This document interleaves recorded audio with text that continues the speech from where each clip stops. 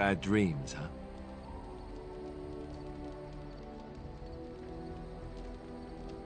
Well, it is real, sort of. You see, part of being a Grey Warden is being able to hear the Darkspawn. That's what your dream was, hearing them. The Archdemon, it talks to the Horde, and we feel it just as they do. That's why we know this is really a blight.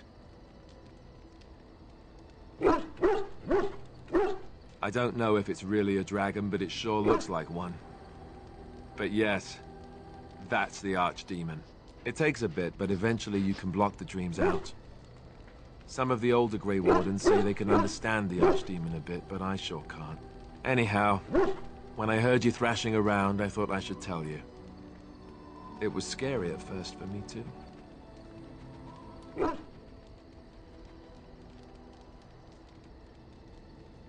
I screamed like a little girl. Duncan said he thought I had someone in my room. Not embarrassing at all. Anyhow, you're up now, right? Let's pull up camp and get a move on.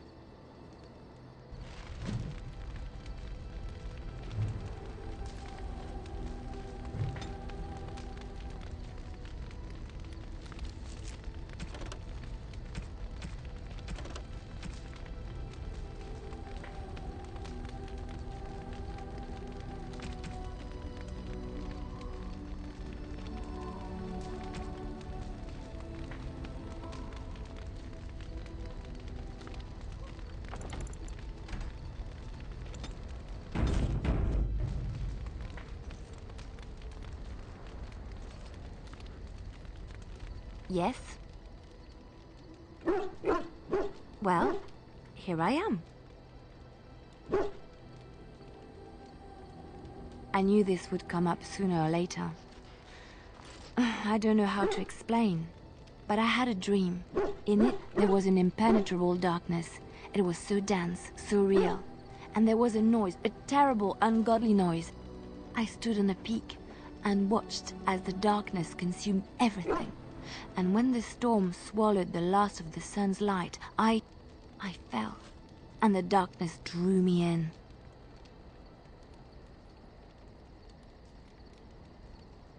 I suppose I did. That was what the darkness was, no? When I woke, I went to the Chantry's gardens, as I always do. But that day, the rose bush in the corner had flowered. Everyone knew that bush was dead. It was grey and twisted and gnarled, the ugliest thing you ever saw, but there it was, a single beautiful rose. It was as though the Maker stretched out his hand to say, even in the midst of this darkness, there is hope and beauty. Have faith.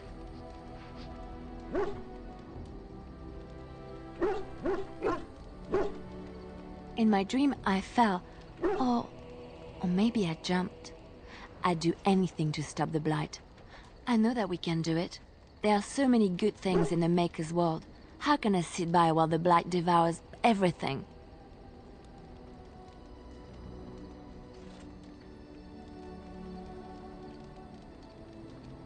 That is why you're a Grey Warden. Come, there's a blight to stop. Yes? Well, here I am. Quiet. It was a life suited for contemplation. In the cloister, away from the fuss and the flurry of the cities, I found peace. And in that stillness, I could hear the Maker. But it was not perfect. Some of my Chantry fellows were condescending. That is the nature of religious folk, I suppose.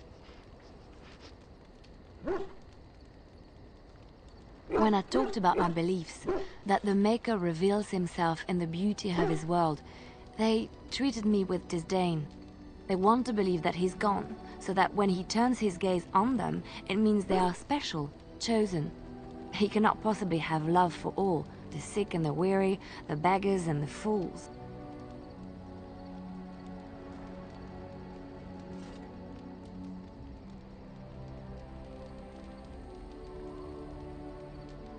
Thank you. Maybe I am wrong. But it is the Maker's place to decide if I am worthy, not men, not the Chantry. But there is work to be done, and I have talked enough for now. Yes? Well, here I am. What is meant by someone like me?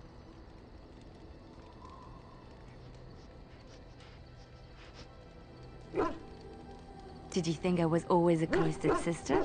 The Chantry provides succor and safe harbor to all who seek it. I chose to stay and become affirmed. We affirm our belief in the Maker, in Andraste and the Chant, but other than that, there are no vows taken. I was a traveling minstrel in Orlais. Tales and songs were my life. I performed, and they rewarded me with applause and coin. And my skill in battle? Well, you pick up different skills when you travel, yes? Yes, of course. Let's move on.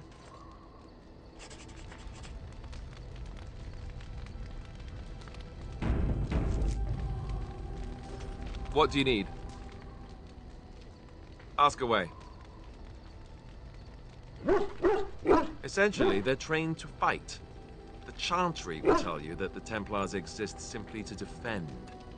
But don't let them fool you. They're an army. The other main purpose for a Templar is, of course, to hunt mages. To that end, we train in talents that drain mana and disrupt spells.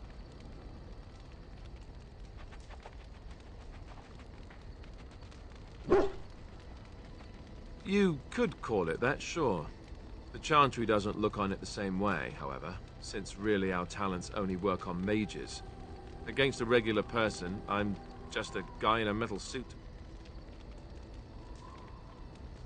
No, I never actually became a full Templar. Duncan recruited me before I took my vows. I was only present during one harrowing. The ritual that they test the mages with. It's not unlike our joining, really. And just as deadly. The girl they tested, she had a demon put inside her to see if she could resist. And she couldn't. We had to end it quickly. I have to say I didn't have much interest in becoming a Templar after that.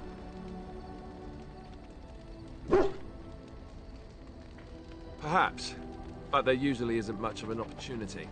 The Chantry keeps a close rein on its Templars. We are given lyrium to help develop our magical talents, you see. Which means we become addicted. And since the Chantry controls the lyrium trade with the dwarves, well, I'm sure you can put two and two together.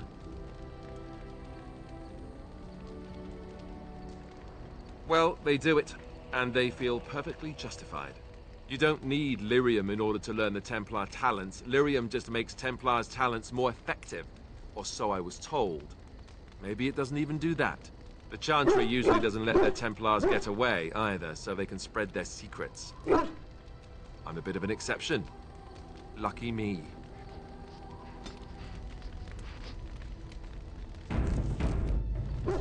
What do you need? Ask away.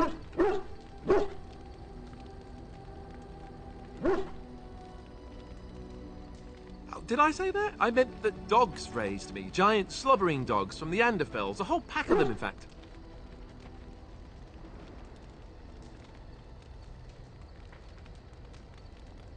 Oh, there you go, listening to me again. You'd think you'd have gotten past that already. I ended up in the Chantry, sure, but I didn't start there. Let's see, how do I explain this? I'm a bastard. And before you make any smart comments, I mean the fatherless kind. My mother was a serving girl in Redcliffe Castle who died when I was very young. Arleman wasn't my father, but he took me in anyhow and put a roof over my head. He was good to me, and he didn't have to be. I respect the man, and I don't blame him anymore for sending me off to the Chantry once I was old enough.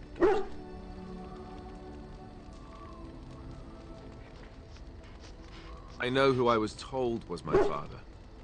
He died even before my mother did, anyhow. It isn't important. Arleman eventually married a young woman from Orlais, which caused all sorts of problems between him and the king because it was so soon after the war. But he loved her. Anyhow, then you, Arlessa, resented the rumors which pegged me as his bastard. They weren't true, but of course they existed. The Arl didn't care, but she did. So off I was packed to the nearest monastery at age 10. Just as well. The Arlessa made sure the castle wasn't a home to me by that point. She despised me.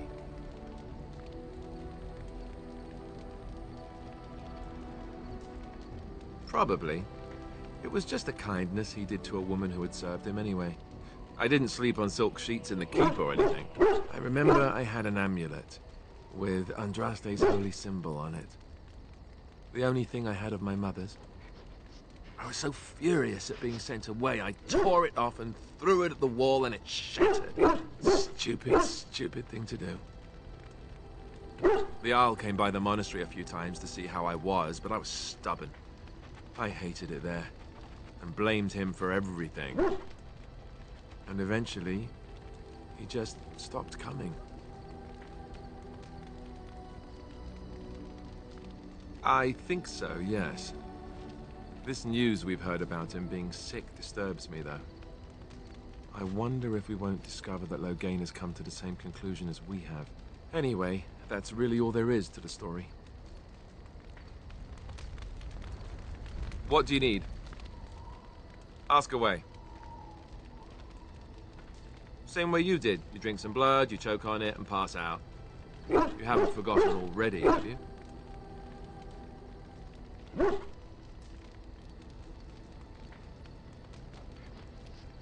I do my best. What can I say? Let's see, I was in the Chantry before. I trained for many years to become a Templar, in fact. That's where I learned most of my skills.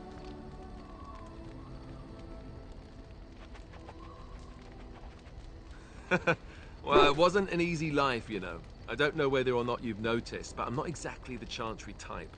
The Grand Cleric didn't want to let me go. Duncan was forced to conscript me, actually, and was she ever furious when he did. I thought she was going to have us both arrested. I was lucky.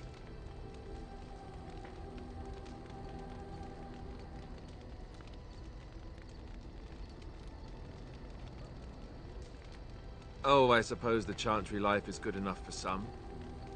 Here, we have the chance to fight against the Blight. To actually do some good instead of sitting in a temple somewhere. I'll always be thankful to Duncan for recruiting me. If it hadn't been for him, you know, I wouldn't have.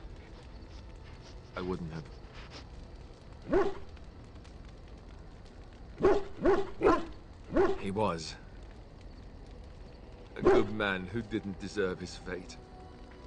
That much I'm sure of. Come on, let's go. I think I'm done talking.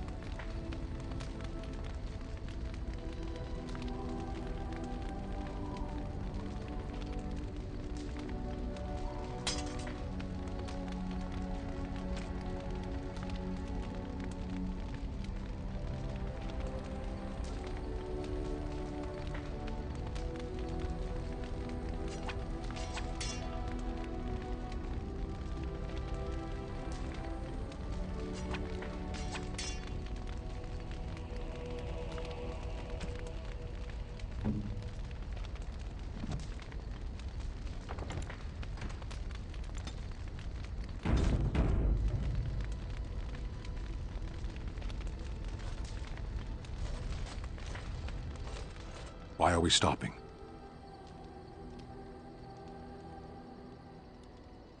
There are darkspawn to be fought. Is this delay needful?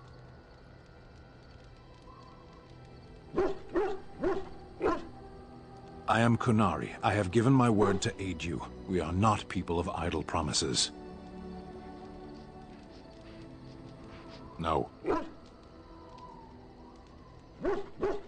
People are not simple. They cannot be summarized for easy reference in the manner of, the elves are a lithe, pointy-eared people who excel at poverty.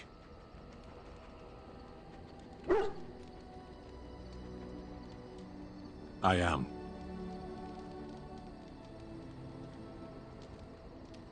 Decide. I am a Sten of the Beresad. I did not choose to be who I am any more than you did.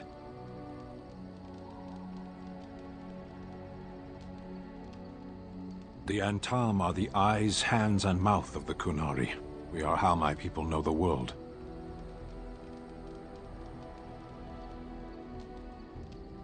Compared to what?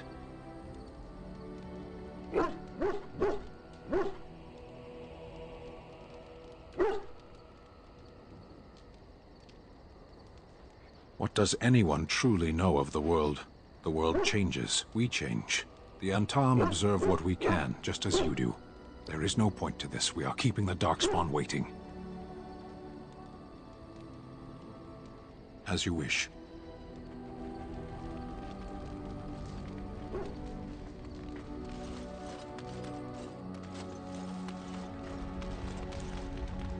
What do you wish of me?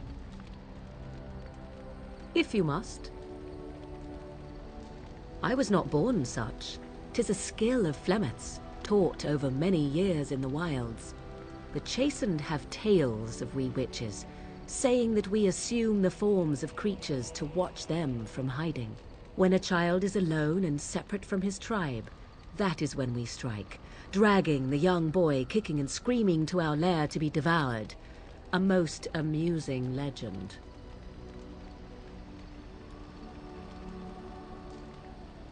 Changing her form, certainly. Devouring lost children, I cannot say. She has not done it in my experience, though in truth my lifespan is but a fraction of her own. Why do you ask? Is there something specific you wish to know? The form of an animal is different from my own. One may study the creature, learn to move as it does, think as it does. In time, this allows one to become as it is. I gain nothing by studying another human. I already am the same as they are. I learn nothing. So the answer is no, my human form is the only one I possess. Anyone with sufficient will, but the act of transformation is a magical one. 'Tis a spell and thus requires a mage's talents. If you had a notion to learn such a skill for yourself, sadly, you must remain disappointed. There were nights when the wilds called to me, 'tis true. You look upon the world around you and you think you know it well. I have smelled it as a wolf, listened as a cat, prowled shadows that you never dreamed existed. But my life is as a human. I am under no illusions to the contrary. They do not shy away from me. To their senses, I believe I seem like any other of their species. As to what they think, I truly cannot say. Just as I am still human, no matter my form, they are still animals. Thus they cannot speak, even were I to ask. No, 'tis not unheard of in the remote corners of the world. There are traditions of magic outside of the circle of magi, despite what those mages would have you believe.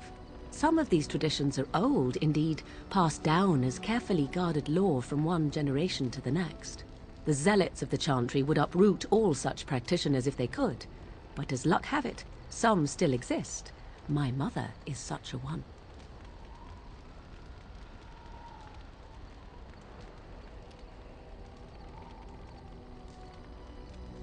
Not all apostates use the forbidden blood arts.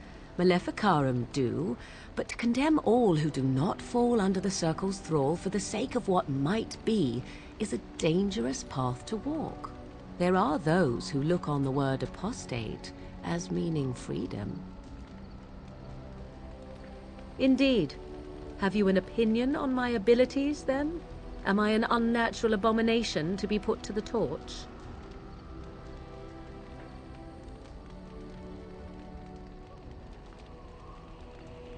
No doubt it would. But enough of such talk. Let us proceed, lest the dust gather on us. What do you wish of me? If you must. Why do you ask me such questions? I do not probe you for pointless information, do I? Oh, what luck. What is it you asked? If I grew up in the wilds? A curious question. Where else would you picture me? For many years it was simply Flemeth and I. The wilds and its creatures were more real to me than Flemeth's tales of the world of man. In time I grew curious. I left the wilds to explore what lay beyond, never for long. Brief forays into a civilized wilderness.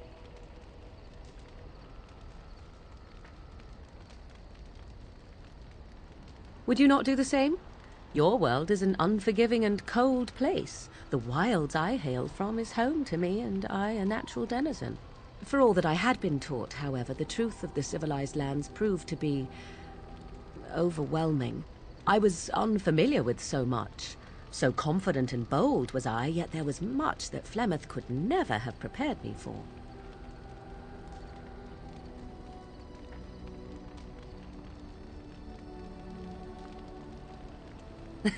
Equal parts daring and foolhardy, perhaps. Only once was I accused of being a witch of the wilds, and that by a chastened who happened to be traveling with a merchant caravan. He pointed and gasped, and began shouting in his strange language, and most assumed he was casting some curse upon me. I acted the terrified girl, and naturally, he was arrested. Men are always willing to believe two things about a woman. One, that she is weak, and two, that she finds him attractive. I played the weakling and battered my eyelashes at the captain of the guard. Child's play. The point being that I was able to move through human lands fairly easily. Whatever humans think a witch of the wild looks like, 'tis not I. Not that I did not have trouble. There are things about human society which have always puzzled me, such as the touching. Why all the touching for a simple greeting?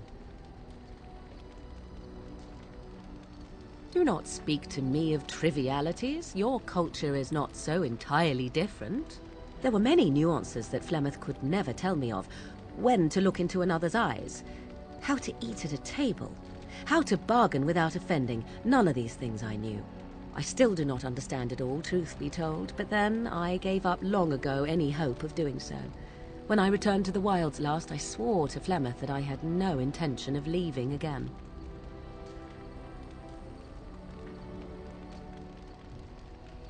Yes, here I am.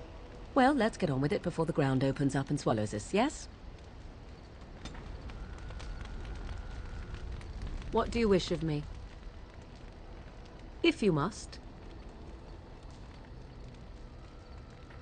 My mother has been hunted from time to time, yes, by Templar fools like Alistair, which should tell you how successful they generally were. Flemeth made a bit of a game of it, in fact. The Templars would come again, and she would look at me and smile and say that the fun was to begin once more. I am unsure. I was too young to understand, and perhaps 'twas bravado on Flemeth's part, or perhaps she was merely amused. I will never know. Flemeth would warn them once. 'Twas a warning they inevitably failed to heed. And then the true game began. Often Flemeth would use me as bait, a little girl to scream and run and lure the Templars deeper into the wilds and to their doom.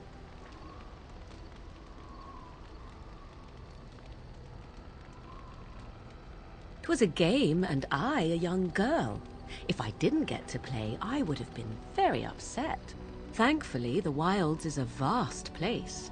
Once they found us, Flemeth would simply move us elsewhere, and we would be lost within the forest once again. I did not understand the danger we faced until I was much older. I had never heard of apostates or maleficarum.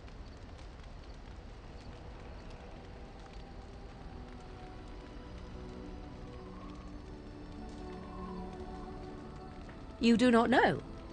The Zealots use that word for any magic they do not control. The Chantry sees any mages not leashed to the Circle of Magi as apostates, and apostates could become maleficarum, evil mages that resort to blood magic and become demon-enslaved abominations. It may even be true, still, those of us who prefer freedom see no reason to submit.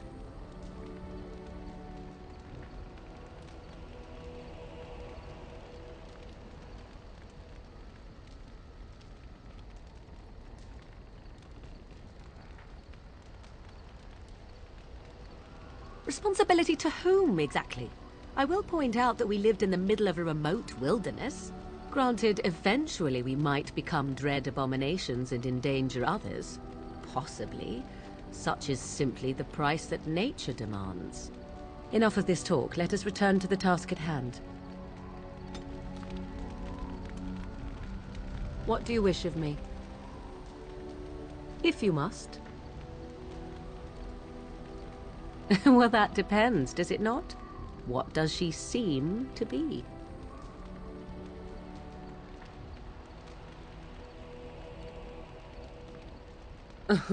Sometimes I do wonder the very same thing. Tell me, how much do you know of the tale? The one that the chastened still tell of my mother, to frighten them into obedience.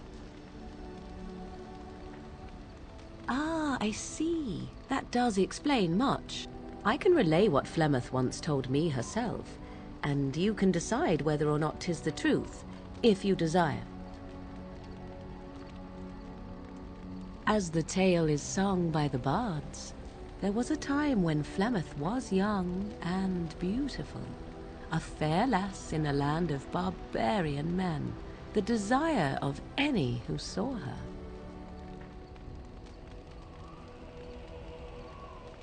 Many centuries before this land was even named Ferelden. The tales say that Flemeth fell in love with Osen the Bard and fled the castle of her husband, the dread Lord Conabar, and that he swore vengeance for her infidelity. In truth, my mother claims that 'twas Osen who was her husband, and Conabar the jealous lord who looked on from afar.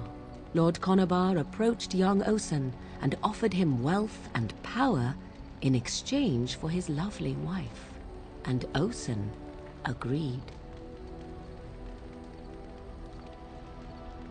The life of a bard is a poor one, and love fades in the wake of hunger.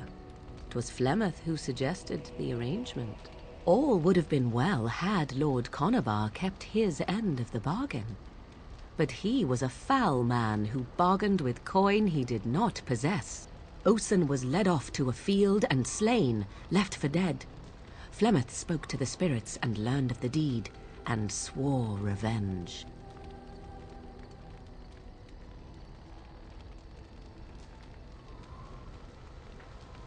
That was not the point. Conabar had no honor, so she would not have him. Flemeth begged the spirits to aid her, and 'twas they who slew Conabar. The demon the legend tells of came later. Lord Conabar's allies chased Flemeth, you see. Chased her to the wilds, and there she hid. There she found the demon, and he made her strong. The legends all speak of the great hero Cormac, he who defeated Flemeth and her great army when she invaded the lowlands centuries later. All lies.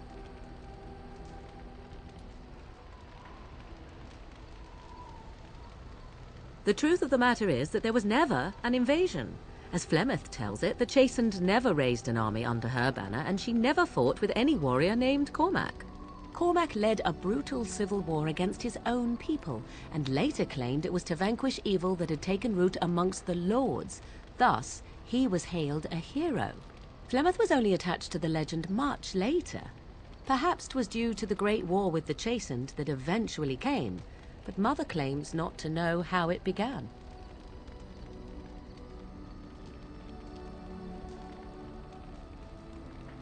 The demon within her has transformed her into something else. An abomination, perhaps some would say. I know not. I only know my mother is clever, and she is part of the wilds as it is part of her. But she is no immortal. She bleeds. A blade in her heart would kill her like any other, were it lucky enough to find her.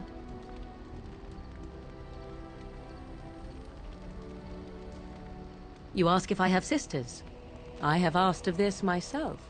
The stories tell of many witches of the wilds after all, not just the one. And these tales existed long before I did. Flemeth refuses to speak of other daughters, if they existed. So, should I believe I am her first? I doubt that too.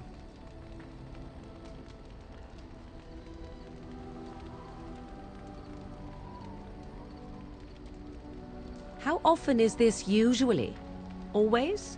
If not always, then when is it not true? There are more things in this world and the next than you or I could ever hope to understand.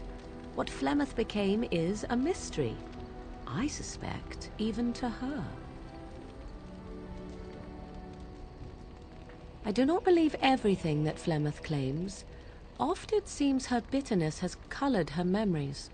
But on the whole, yes, I believe this tale, if not all. Flemeth tells it with far more embellishment than I, but you are welcome. Dare I ask of your own mother? Few are abominations of legend, 'tis true, but I find myself curious nevertheless.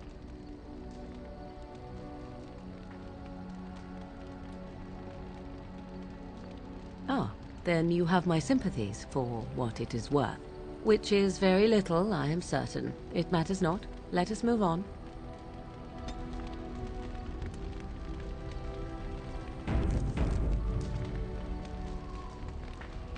What do you wish of me? We are in camp, so 'tis as good a time as any.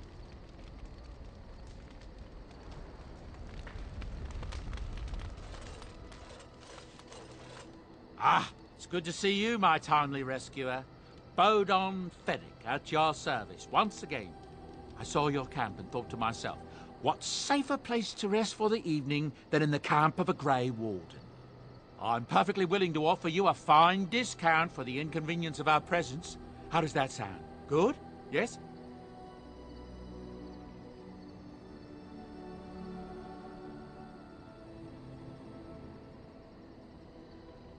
Wonderful. Thank the kind lady, won't you, boy? Thank you, kind lady. We won't be a bother to you and your companions, I assure you. If you should need enchantments, simply talk to my boy. Otherwise, come speak with me. Hello. The boy's a bit simple, but he's rather good with enchantments. One of those tranquil fellas actually called him a... what was it now? A savant. I had no idea such a thing existed. He can fold lyrium into almost any weapon or piece of armor, though naturally some of the more extravagant materials will take more lyrium than others. It's a process that some of the master smiths back in Orzammar will perform, but my boy here is just as adept at it. Isn't that right, boy? Enchantment! And there you have it. Enchantment!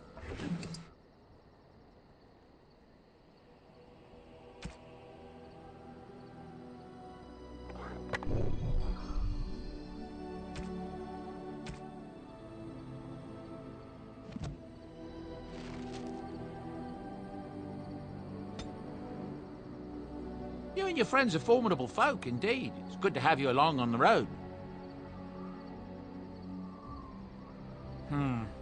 I suppose since you told me about you being a Grey Warden, it's only fitting for me to be as open.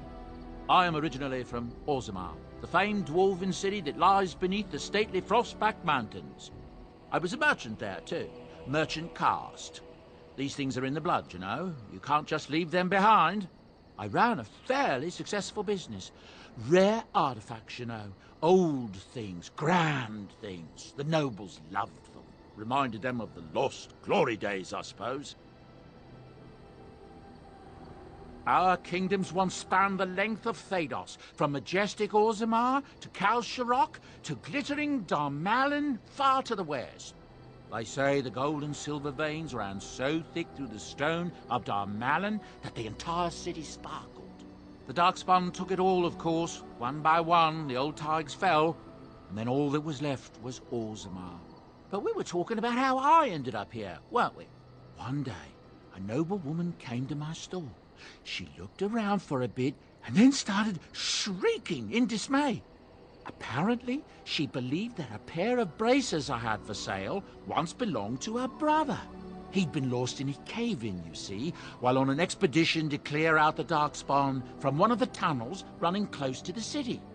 They were made specially for him. They're unique, she shrieked.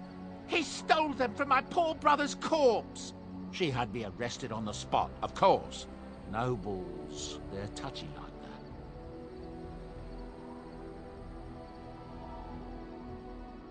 Well, I didn't steal them. You see, I'd been paying these castless thugs to venture out into the deep roads for me. The lost tigers. They're full of things that people left behind. Sometimes you can find a treasure.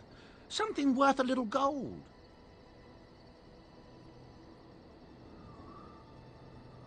The noblewoman, she wasn't too happy with the theft of her brother's braces. I don't know what they planned for me, and I didn't want to find out. Bribed the guard that was watching me and took off for the surface first opportunity I got. Never looked back. You're quite welcome. Now, is there anything the boy or I can get you?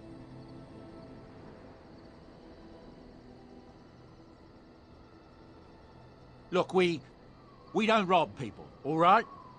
We don't take things from people that need them. The things in the Lost Tigers, what good did they do lying there? I brought them back to Orzammar, where people could look at them and remember. It's not all that different up here. There are places long abandoned by the humans everywhere. Even more now with the Darkspawn coming.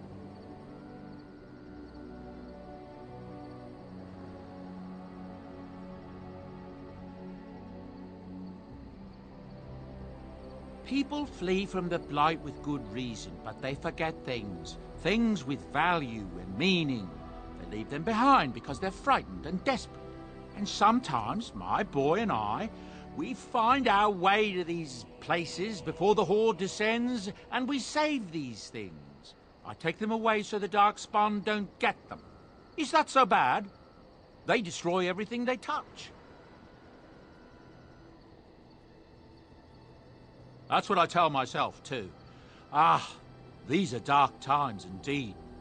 Dark times, my friend. I'm sure you'll be pleased with the goods my boy and I have collected, and with your discount.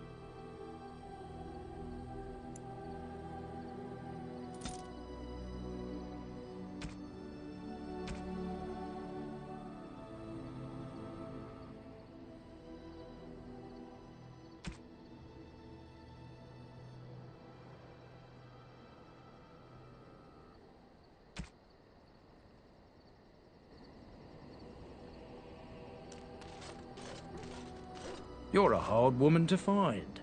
Where are my manners? The name is Levy. Levy Dryden. Did Duncan ever mention me? Levy of the coins? Levy the trader?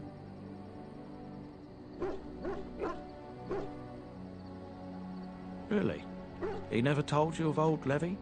We've known each other for years. But here I am carrying on while you have a blight to stop. Don't want to waste your time.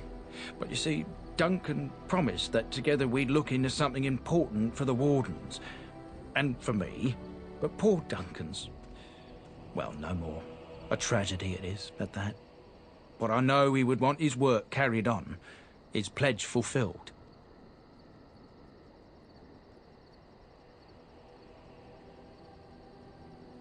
My family, well, past a bit checkered to see.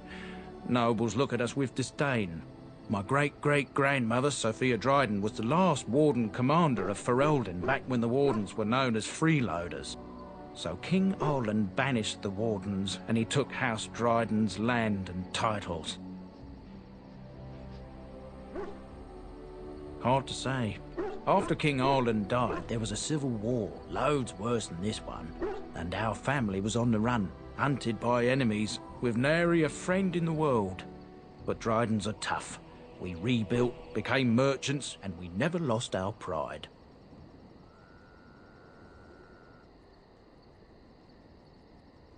I asked for the truth. My family reveres Sophia Dryden. We know she died at the old Grey Warden base, Soldier's Peak. We want evidence to clear her name. It won't restore our land or our titles, but it'll restore our honor. Well, no one's been to Soldier's Peak since Ireland's days. At least none that's come back.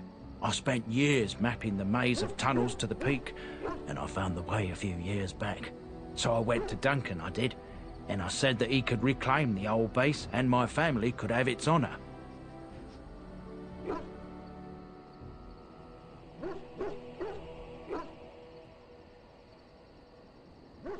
I can pick my way through the tunnels at the base of Soldier's Peak, but the place, well, they say it's haunted, and it'll be dangerous for certain. Will you think on it, at least? Darkspawn surfaced in southern Ferelden, and Duncan got plenty busy recruiting new Wardens and meeting with good King Cailan. Duncan said he would help after the Battle of Ostagar. Said there might be useful things at the peak, but he never had the chance.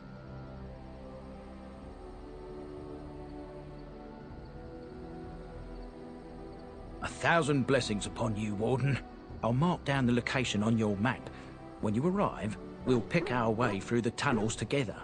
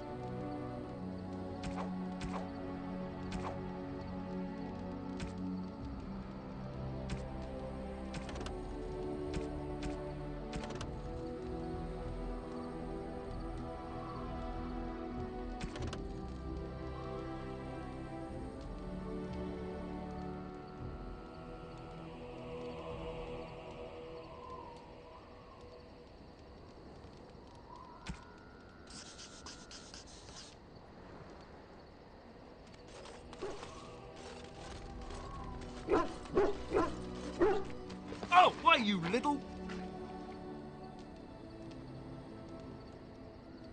Oh, you're so funny. Such rapier wit.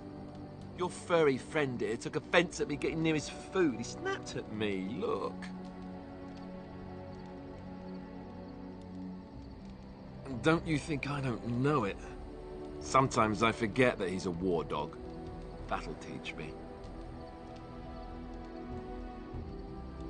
I once heard a really old legend about how the Hound warriors in the days of the old tribes would feed their Mabari the flesh of the vanquished. Well, that's what I heard anyway. It would sometimes be human flesh.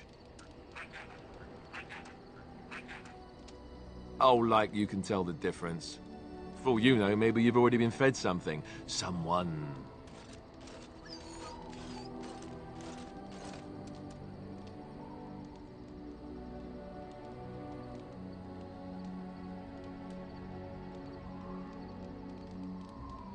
It's not cannibalism if he's eating it, you know.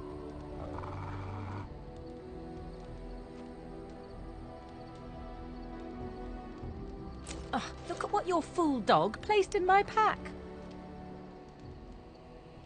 A putrid, half-eaten hare is not something a woman wants to find in her unmentionables.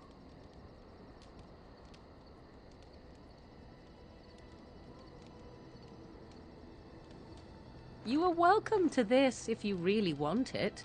The dirty mongrel can have this back. There. And tell him not to do it again.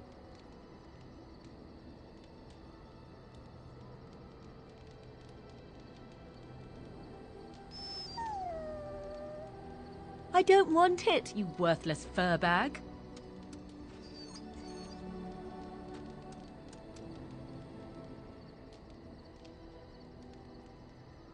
Oh, he's just trying to be manipulative, I can tell. I do it too.